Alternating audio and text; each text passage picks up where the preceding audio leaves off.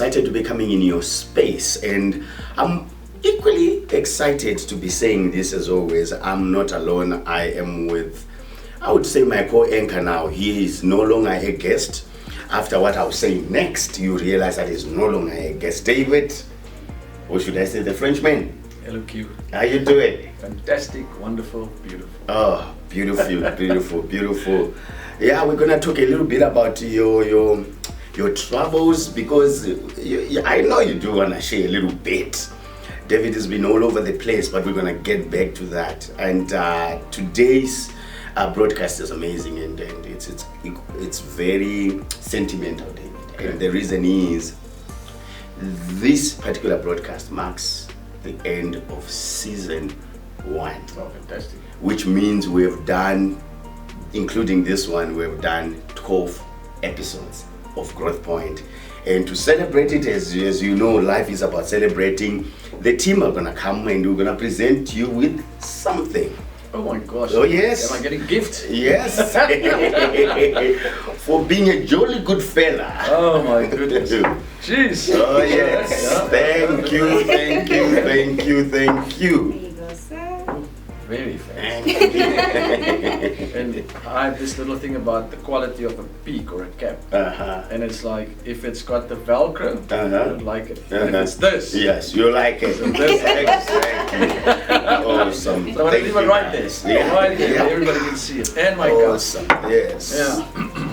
So it's been a journey. It's before we even start speaking about our topic today, I think I want to thank you especially for being part of a dream, because it all started with a dream, and we find ourselves here. And I remember what you said in the first broadcast. You said something that is, it takes a whole village to raise a child. Yes. I took it further to say a child could be a dream, could be a plan, could be a goal.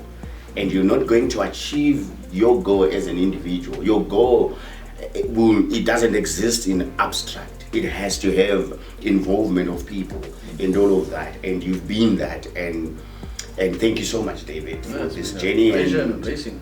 I'm looking forward to season 2. You and I have to have some coffee again outside of cameras, so that we're planning so that it's bigger and it's better and it goes further. But thank you so much, David. It's been my pleasure and a blessing. Awesome. Awesome. So you've been traveling. A little bit. Uh-huh. Yeah. You wanna share a bit? Just a little bit, because it shouldn't be about me. Paul and myself, my business partner at the Alternative Board, we had a global conference of all the TAB master franchisors in Paris. So that lasted a week. And then at the end of that week, my wife joined me and we celebrated our 28th wedding anniversary. Wow. But we were married on Leap Day, Mhm. so it was only our 8th wedding anniversary. Oh, okay. Because we only celebrate every 4 years. Yes. And one of the things that we do, and there's a reason I'm sharing this, is that we don't really celebrate our wedding anniversary every year. Mhm.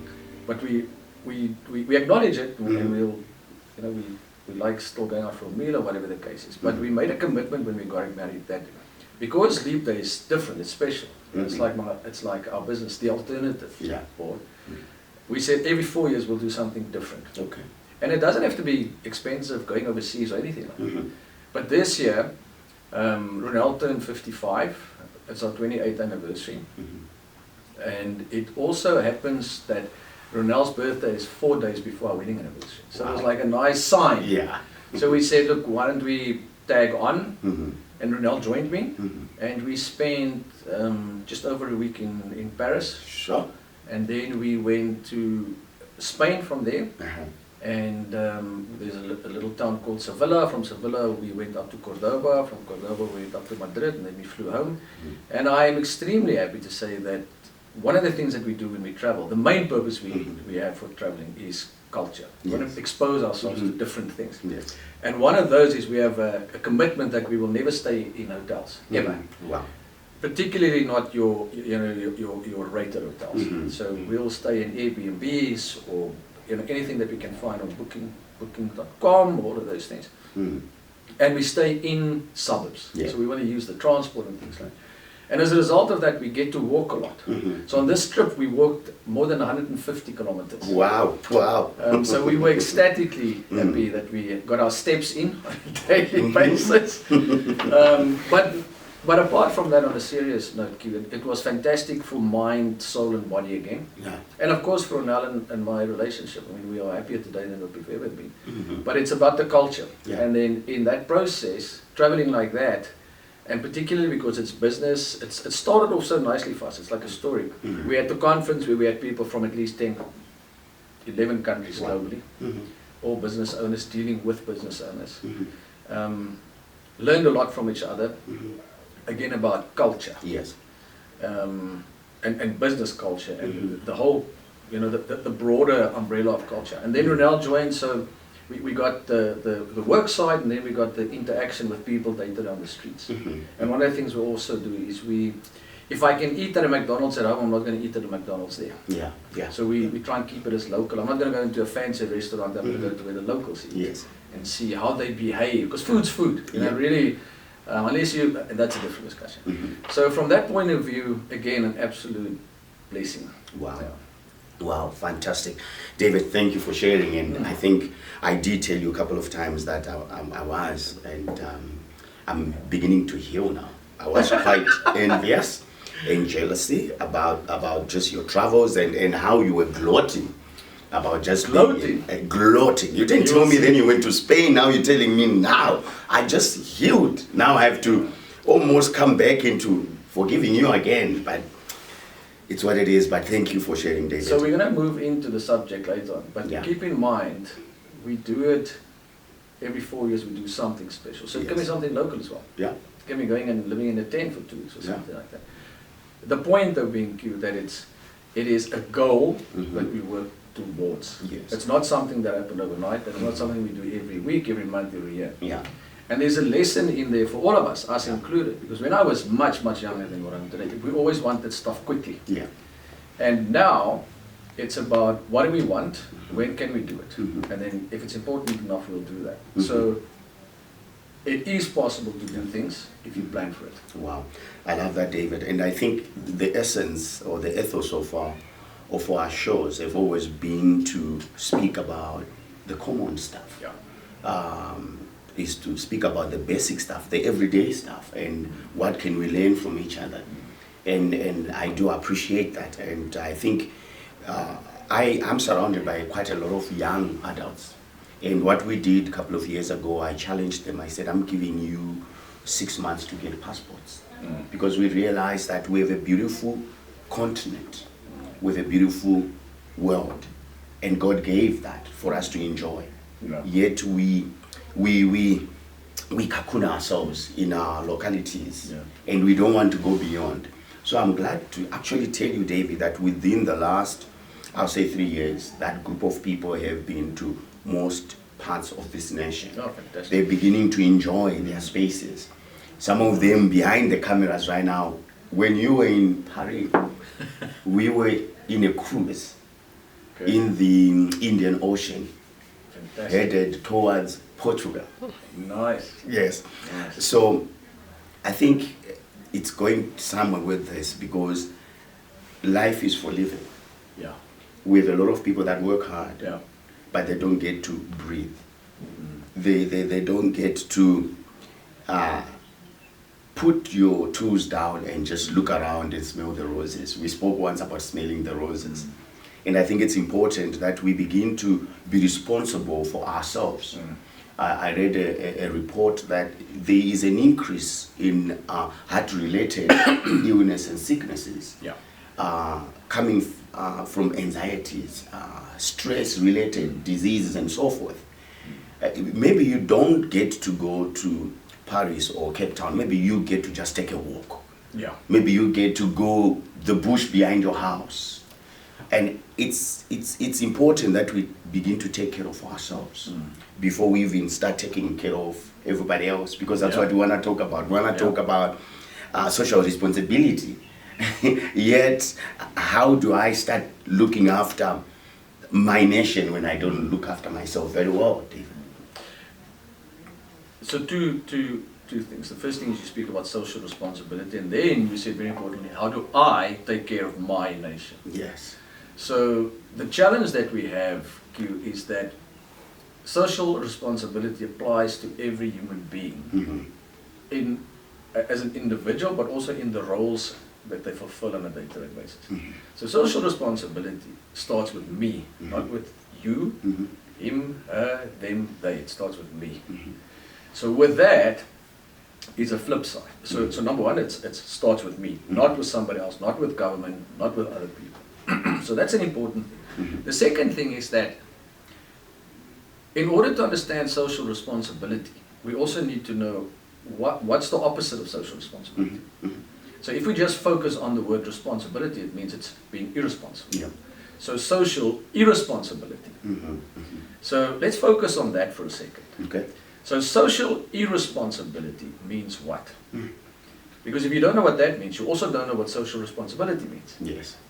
So a lot of people say or think or believe that social responsibility is something that other people do for me.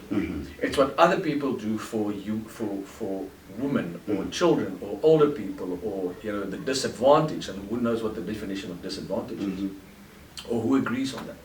So when we talk about responsibility, people want to go very technical textbook and talk about what it is that governments must do. We talk about social responsibility in organization, and those things are extremely important. However, let's call it at our level, at street level. Yes. We are not informed enough as a nation about what social responsibility means. Okay. So we are quick to talk about it, but we are very slow to understand what does it mean, and more importantly, what is my role in it. Yes. So let me focus on irresponsibility. Let me give you a day-to-day environment where I get up in the morning and I need to do what I do, my job, and assume you have a job. And let me pause there. One of the fascinating things I always find when I travel outside of South Africa is the pride that people have in what they do, no matter what it is. I'm going to put myself out there. My wife always says, if you put yourself out as a toffee, expect to be chewed. So I'm putting myself out there as a toffee, and I'm happy to be chewed. But I'll make this broad generalizing statement. South Africans live with the idea that somebody else is responsible for me. So society says somebody else is responsible.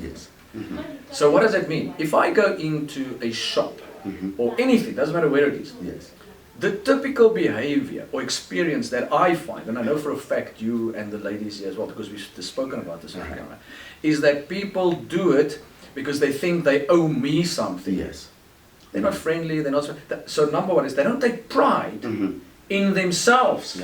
So they just do it, thinking that what I do and how I do it is separate from who I really am. When you go overseas, certainly when I go overseas, people are always, and I say always, courteous, if not friendly, good mannered. They will help you. They take pride in what they do. So the next thing is, if I have self-pride, I will become responsible. And what does responsibility mean? Well, now let's make it daily. There was a taxi boss, apparently, I didn't see it, I was told by the third, fourth hand information, that said in a news clip apparently, that we need to be tolerant, we need to understand that taxi drivers are not the bad guys, they are really being forced by the passengers to drive the way that they do and the way that they behave. So let's take that as one example. Because whether you're a taxi driver, or a passenger in a taxi, or you use a train or a bus, or you're the driver, it's a similar situation. We all get onto the road and we behave in a certain way. The culture in South Africa seems to be one where it's just about me. So let me, again, make it practical. When you notice it when you leave here today. When South Africans get onto the road, the first thing they do, it's all about them. So now I'm going to use very simple things. When you get onto the road, you should have at least done some driving lessons and have a legitimate legal license. Part of that says that you know the rules of the road. Now it's very important to understand the rules, because people want to apply rules when it suits them. So you need to treat me fair, but I don't have to treat you fair. So let's take it to the road. So one of the things about the road that I again experienced this week is the rules of the road says the following. When you want to turn or when you want to move into another lane, you look in your mirrors, you see if it's safe, and then you put your indicator on, and then you go, and it's safe. What happens in South Africa? Firstly, people drive on each other like this, and then we wonder why accidents are the way they are. And then, as soon as I put my indicator on, the guy behind me puts his foot down, and now he closes. But that same guy, later on down the road, is going to want to move into a lane, and somebody's going to behave like that to him or her, and now they get upset with it. So that's irresponsible. So social irresponsibility is something that at the moment in South Africa trumps social responsibility. Government can do whatever it wants, businesses can do whatever it wants, but as long as we as individuals act irresponsibly, we're not going to have social responsibility. Your question earlier was not here, but you said to me, let's talk about the importance of social responsibility in nation building. Well, if we don't understand that we're irresponsible, we will never build a nation based on social responsibility, because our behavior and how we behave it's determined by our culture and our values. How we behave is going to determine the value of social responsibility. And we don't have multiple personalities where I behave like this when I'm here. Although we try, you watch Instagram and you watch Facebook and you see all these photos, and then you meet somebody and you go, it's not the same. It is not the same. So that's also irresponsible. Because you're lying. You're living in this thing where everybody should think this about you, but you act in a different way. So social responsibility really says, how do we take care of each other collectively together? Which the opposite says, if it doesn't happen, are we then irresponsible? So I'm putting it to you today that we are irresponsible. We are socially irresponsible in South Africa. Wow, David. And again, we teach our children to be irresponsible, and then we wonder why they are. We encourage each other to be irresponsible, and then we wonder why we don't get what we want. But we're encouraging each other to be irresponsible. So from what I'm getting from you, David, is to actually start speaking about nation building, because we've gone on lengths to speak about what we're expecting the government or the politicians to do. And in the same mix, we've removed the role that you and I play as individuals. Case in point, there's a story that is trending on social media of a gentleman who's driving and is drunk. So he's pedaling on the roads, left, right, and the video is almost like 3 to 5 minutes. So the questions I was asking myself is, who's recording? Then this guy has a caption to say, guys, please do not drink and drive, you may kill some people. And I sat there and I was furious. Actually, it was this morning when I was watching it, I was like, you are as responsible for the deaths of those people as the guy driving. 5 minutes, you're watching this guy being reckless, and for social media content. Because he could have done something. He could have voted a lot. He could have done something to stop what this guy was doing. But he valued content more than the life. So as you're speaking about social responsibility starts with us, but there has to be a value. It has to be something that costs me something for me to come and say, David, you cannot drive like this. David, you cannot speak like this.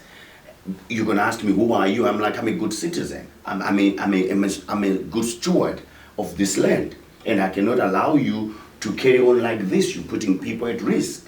So I think it has to start with you and I. So what governs you as a person?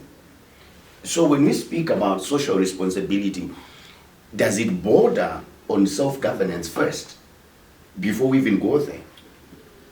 You know, Q, there's research that shows that a human being by the age of 10, the culture has been established. But we also know for a fact that we are not born with values and culture. Think about ourselves, we're born, you buy a new cell phone. And in that cell phone, there's an operating system. Without that operating system, the cell phone won't go on and it won't do anything. So what then happens is that cell phone, you switch it on and there are certain things that are required. But then you start downloading apps and you do all kinds of things to equip it to do what you want it to do. And it never stops. You get rid of this app and you do that. But the starting point is that it has to have a battery and an operating system. So think about us. You're born.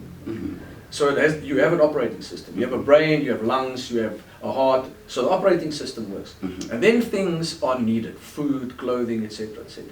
And then we add stuff to it, like we do with our phone. Now we start downloading emails and photos, and so now this thing becomes, it's got a lot of stuff on it or in it. It's the same with us.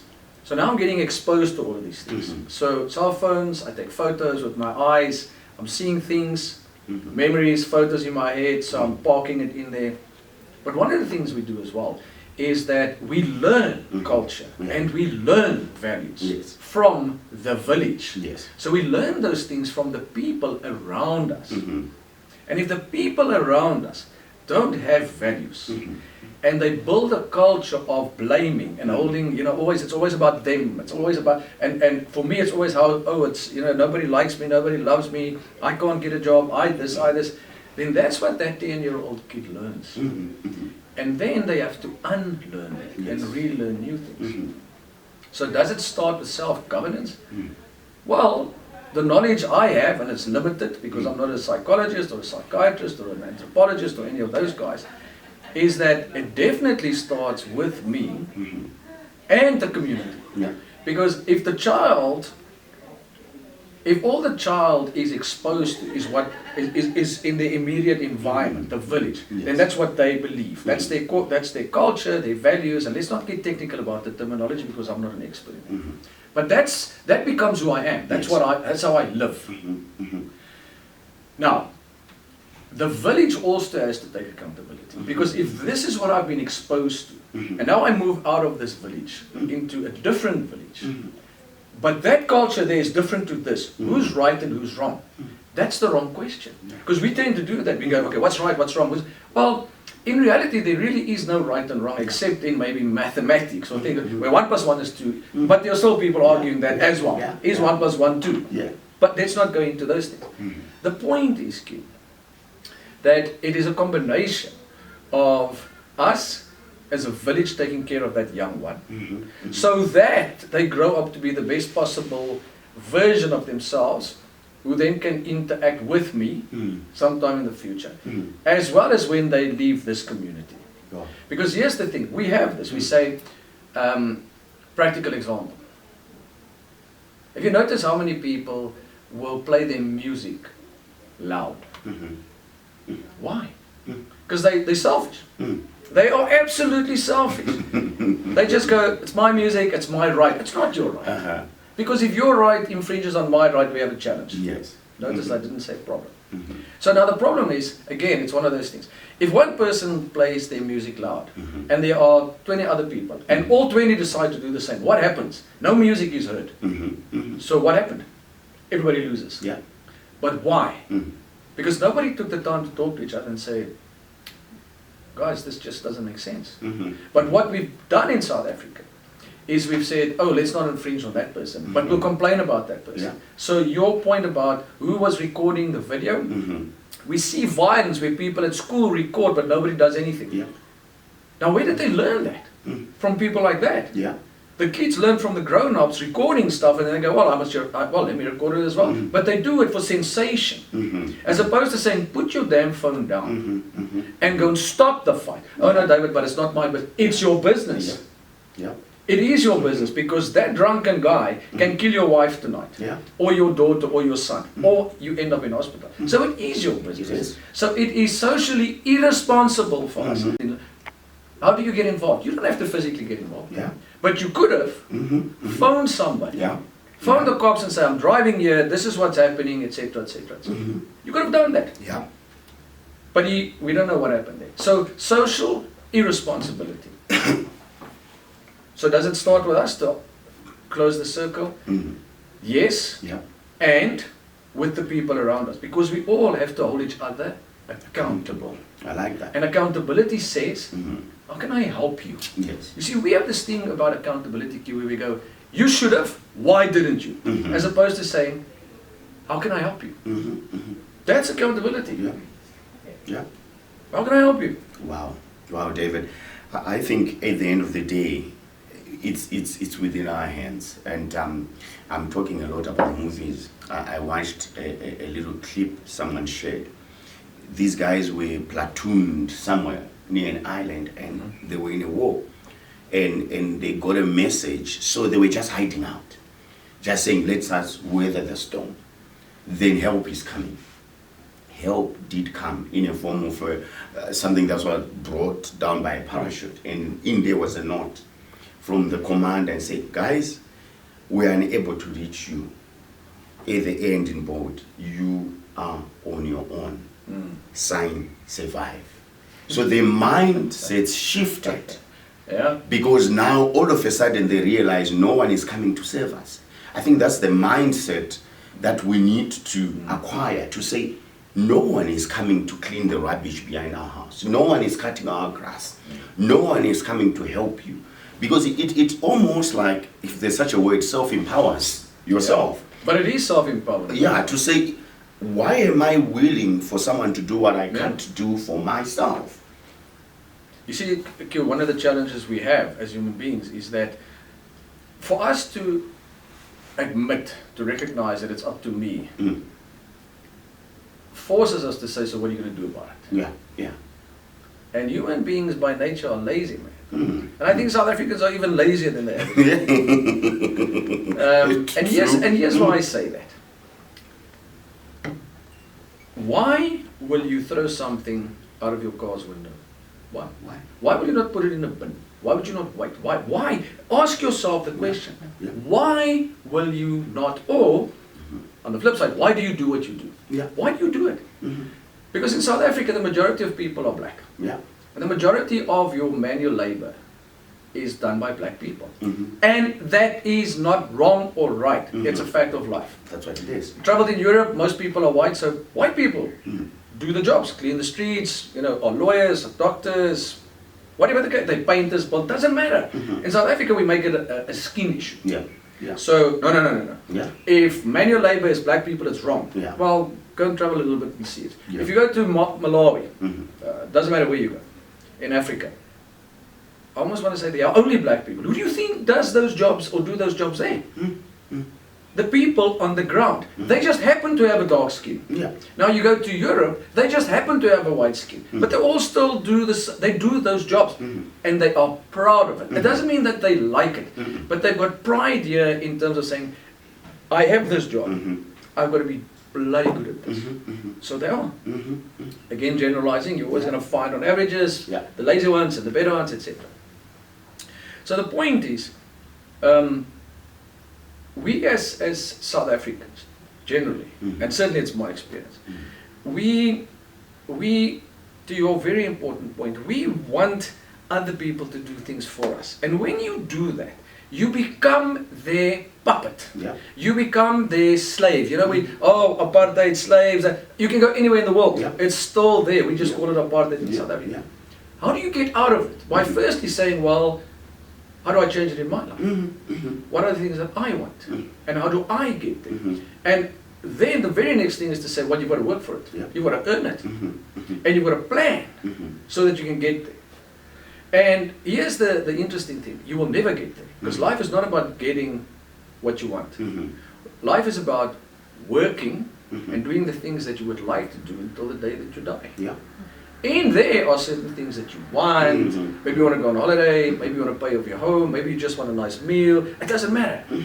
It's about living your life in a way until you die. There are certain things. That's it.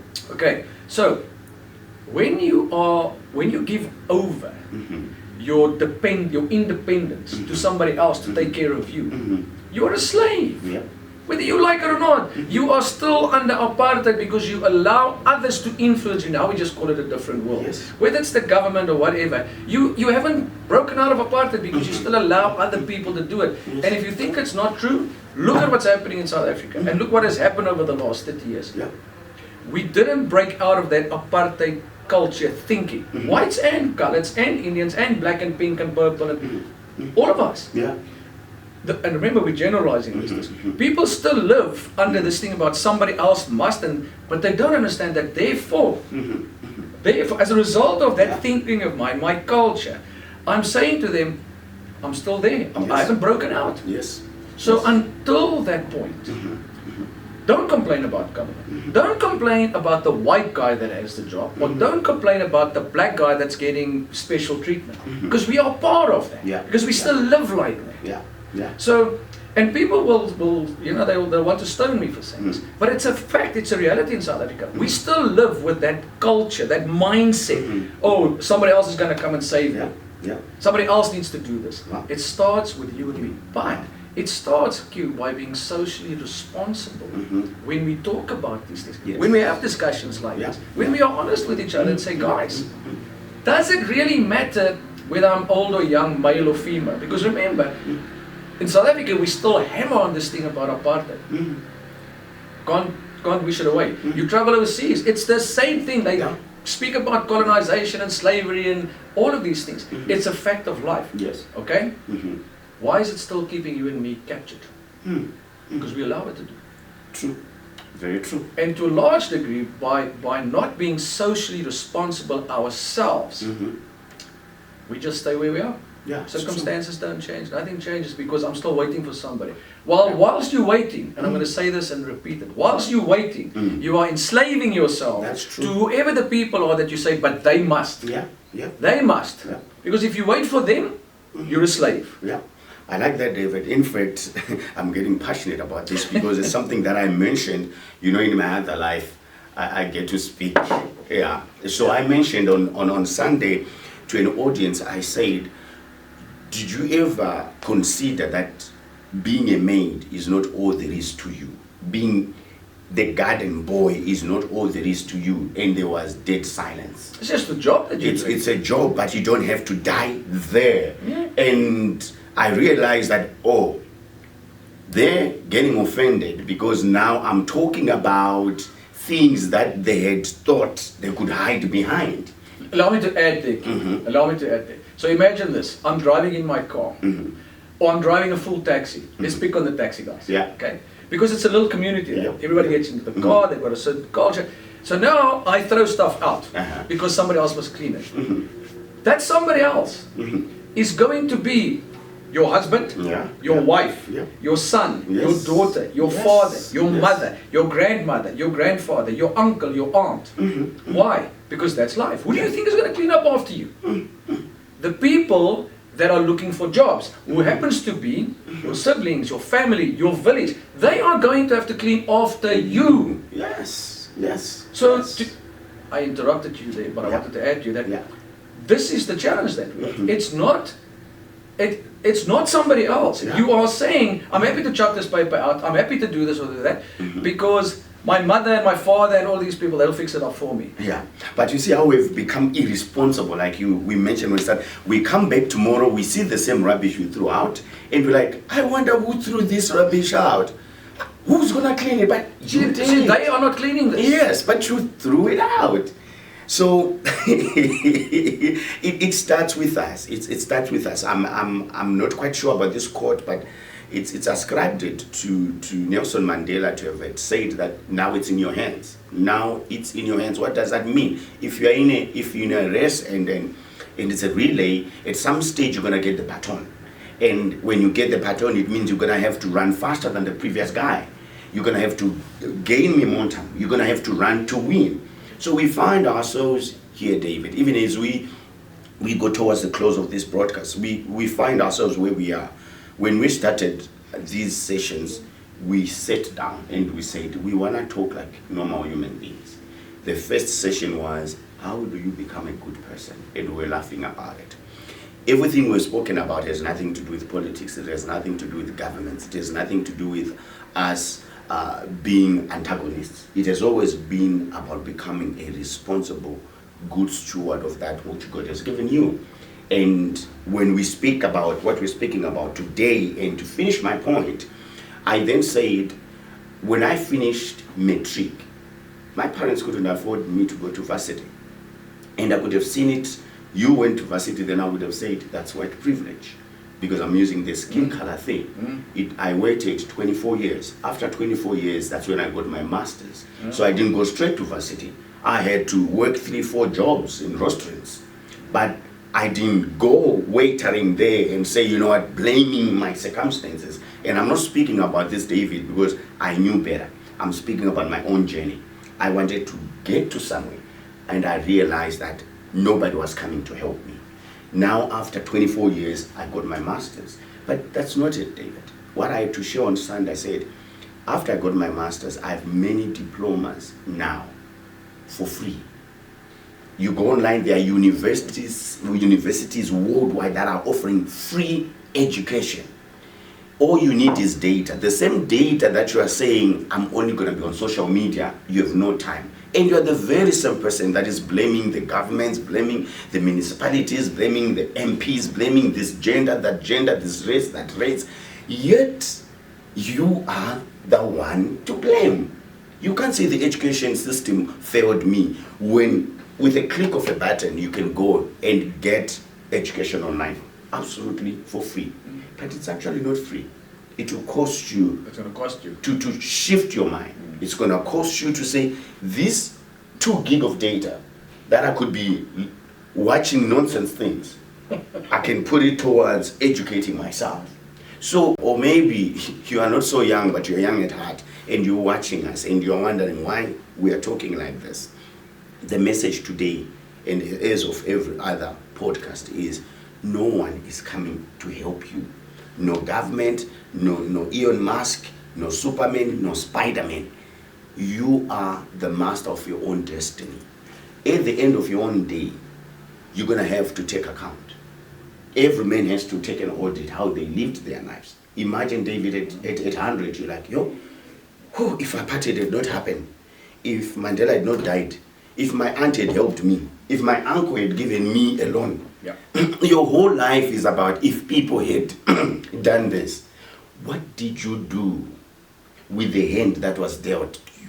We speak about making lemonades when you get lemons. Yeah. So I think at the end of the day, I feel your passion. When we speak about our land, we speak about our continent. It's the same problems we have in South Africa, we have everywhere else, especially in Africa. We want someone else to come from somewhere to help us because we have this mindset of entitlement. That's why we're not going anywhere quick. Well, one of the challenges we have in South Africa, and it's a major challenge we have, and it's been identified but people don't want to talk about, is what brings South Africans together. South Africans. Because in South Africa, remember we've got different people. And here I'm not talking about color scheme. I'm talking about you've got different tribes, different, all kinds of stuff. We live in different suburbs. But what do we stand for?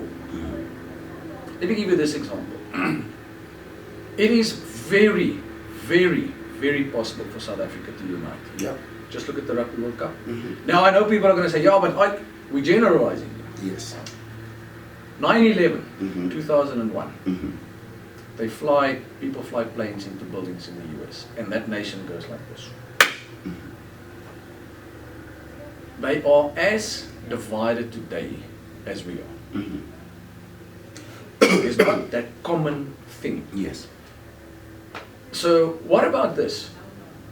What do we need to do as South Africans to be socially responsible so that as a nation, as a country, we find common purpose? Yeah. And those common purposes really are there, Q. It's like safety, Yes. good education. We are still, as a percentage of what government spends their money, we still have one, if not the biggest, spending on education. But look at the quality. But at the same time, we've got to ask parents, what do they do?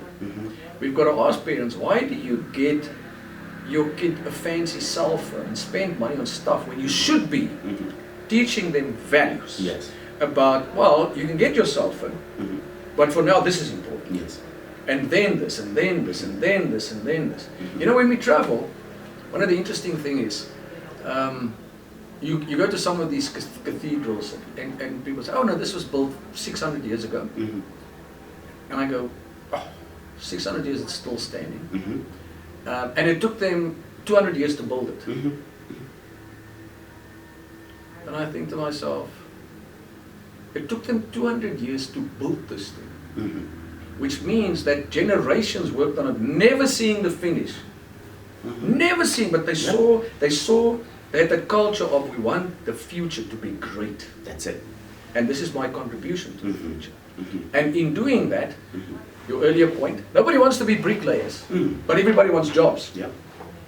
Nobody wants to be the guy that lays down or cleans the carpet, but Yeah. everybody wants jobs. Yeah. Somebody has to do it, because here's the thing.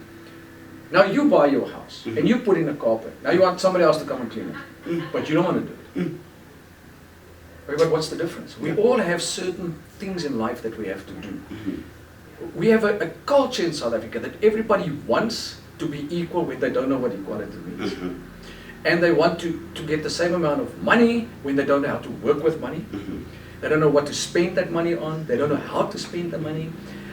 We have a culture where people... I was listening to something this morning, Q, and I'm adding, not interrupting myself, about culture. And this guy said, Dutch culture, for example. They travel down the river Mhm. on a tour.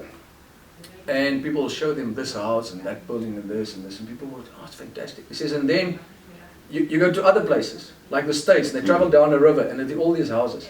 And the Dutch are in the boat, and they look at all of this. And at the end, the tour guide said to the Dutch guys, it's an interesting thing. You never asked me about the prices of the houses. Mhm. And the Dutch were like, why should we care about the prices? Mhm. And the person said, well, when we get Americans, for example, they all want to know what's the value of the properties. Uh-huh. And the Dutch guy said, well, how does that add any value to my life to know what somebody else's property costs? Sure. What do we do in South Africa? Wow. I want to know what shirt do you wear? Mhm. I want to know what car do you drive? Where do you stay? I want to know how much did it cost you? Mhm. Because then I aspire to that. I also want to wear that and drive this and live there. But what's the value of that? How does it change you, make you better? Mhm. Apart from being able to say, oh, I have, and then tonight you have debt. Yeah. So the culture in South Africa is very much one about how do I look and sound and smell and look great. Mhm. On a humoristic note, traveling now, there's a lot of metros and things like that. Uh-huh. Ladies, gentlemen, Mhm. there is such a thing as too much perfume Mhm. and too much aftershave. When you have too much, it is worse than smelling your armpits.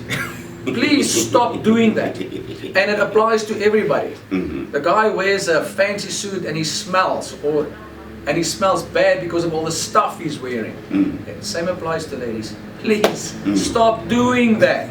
I do not want to smell you. It is, I don't know, it's like you almost you want to gag. So please guys, stop doing that.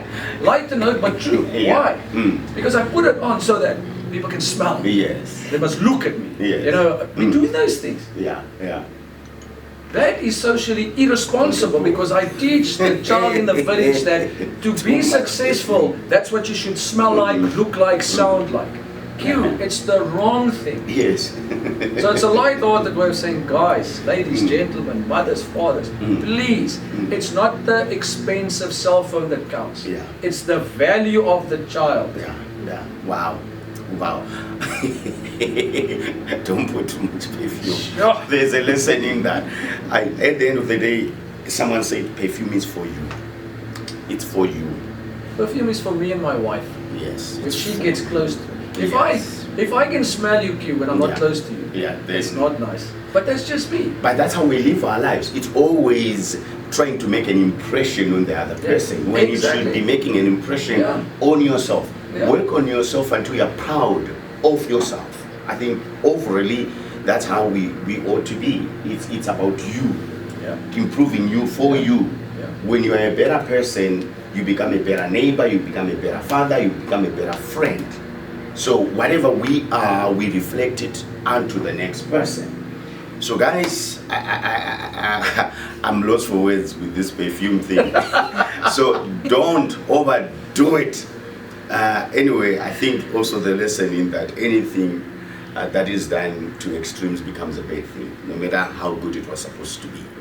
So we appreciate you guys for tagging along, and for the comments that you send and the questions that you send, and for sharing this thing.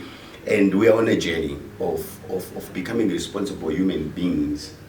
And I believe it takes you and us and everybody involved. So we want to encourage you guys to share wildly. I'm the first one to say it, David. Wildly, not just widely, wildly. Share this.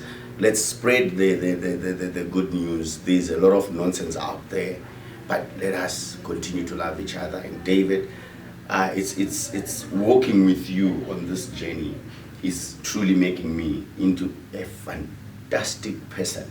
I'm learning something that you become what you behold. So it's important that you take out the weeds out of your garden and you begin to plant the type of trees and plants that you want to see. You can't just complain that there are weeds, take them out. So power of association. Thank you so much for being a good friend and for being a good citizen. I know you love this nation to bits. And we're looking beyond the elections. Speaking of that, Q, yeah, people must vote, remember. Yes. And please vote for the future that you want, not what we've become used to. Yes. Yes, that is so true.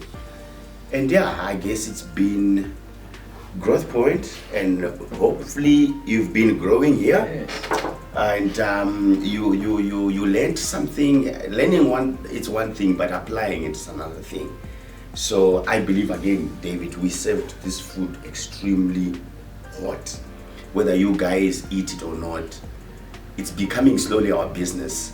And we're going to be seeing you in season 2 of Growth Point, where we are going to be even closer in your faces and challenge the status quo and challenge the way we think and do things in our lives. Any last words, David?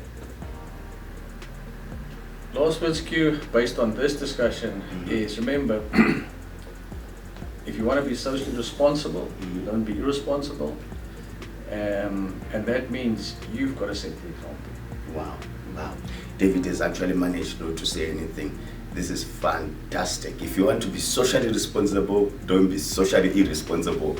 That's a new line. Someone need to hashtag that. You want to be socially responsible, don't be socially irresponsible. I love that. Guys, we love you. We appreciate you. We will see you again on these platforms. Cheers.